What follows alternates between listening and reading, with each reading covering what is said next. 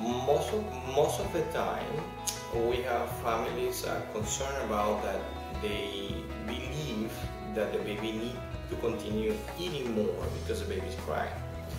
Not every baby that cries is associated to baby being hungry, and then for that reason we need to feed him and feed him and feed him again. The best understanding in this specific is babies cry for many reasons, and then everybody always know that. Occasionally the baby cry because they need to change the diaper, because it's too cold, because there is the position that is getting tired.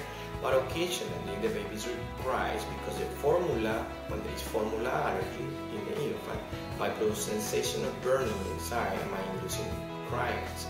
Other thing that happens is if you produce reflux, or you have reflux, when the baby refluxes can give you also abdominal pain. Another situation will be when you give extra volume or the baby develop allergies and secondary lactose intolerance can give you colicky, abdominal gases, distension. Occasionally also the baby cries for constipation. So not always is the baby cries is associated to the baby is required to eat more.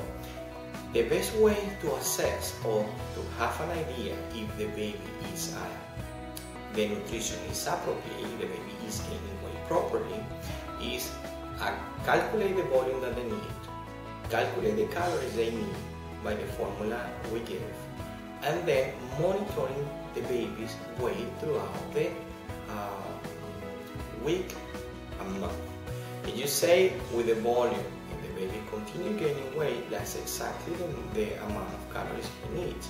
If he continue to be in the growth chart in an appropriate fashion, despite the volume that we're using, and the baby might cry a little, it's expected the babies usually cry, not necessarily mean the baby is hungry.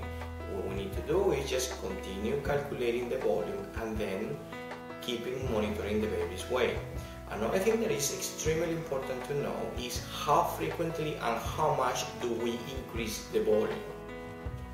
The volume should be increased by just 1/4 of an ounce between 1 to 2 weeks. And then if the baby, you consider that you have a baby of 5 kilos, and then in this case we're using between 2.5 to 3, and in specific we're using 3 ounces.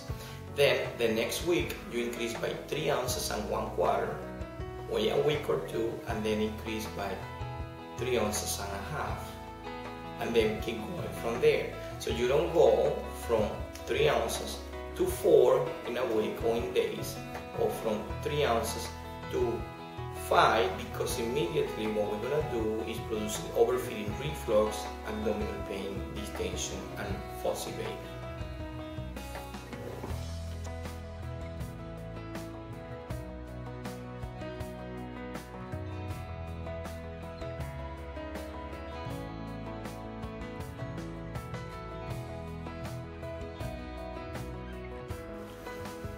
Other important consideration that we need to keep in babies is after feeding, usually we want them to be in an upright position.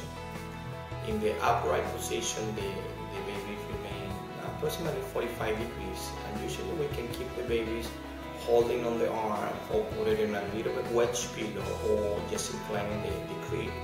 And if you, sometimes they use the baby car seat. Occasionally, if you do that, the gravity tends to keep the formula down and the reflux under control.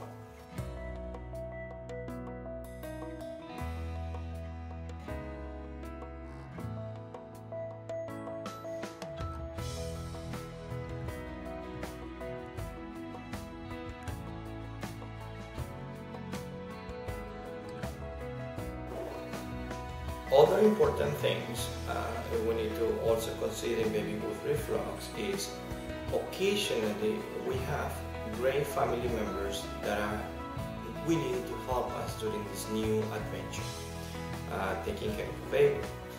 But even though they come in with the best will to help the baby, it's extremely important for them to understand that we need to keep a feeding pattern and we need to have a feeding volume to be able to control the reflux. Occasionally we see, or very common we see, grandparents they believe that the volume needs to be increased and the baby's crying because he's hungry. When we have these conditions, the best way to resolve it is just beforehand, then you make your calculations and then you really teach them, because they come to help you in a really natural way with the best willing they can to help you with your baby. But if we don't mention about volume, feeding and frequency, what happens? The baby will continue vomiting regardless of what you do, because when you are not present, they receive more volume. And then when you arrive, the baby is vomiting, so you won't understand what's really going on. So the best way to do it is everybody to stay in the same page from the beginning to the end.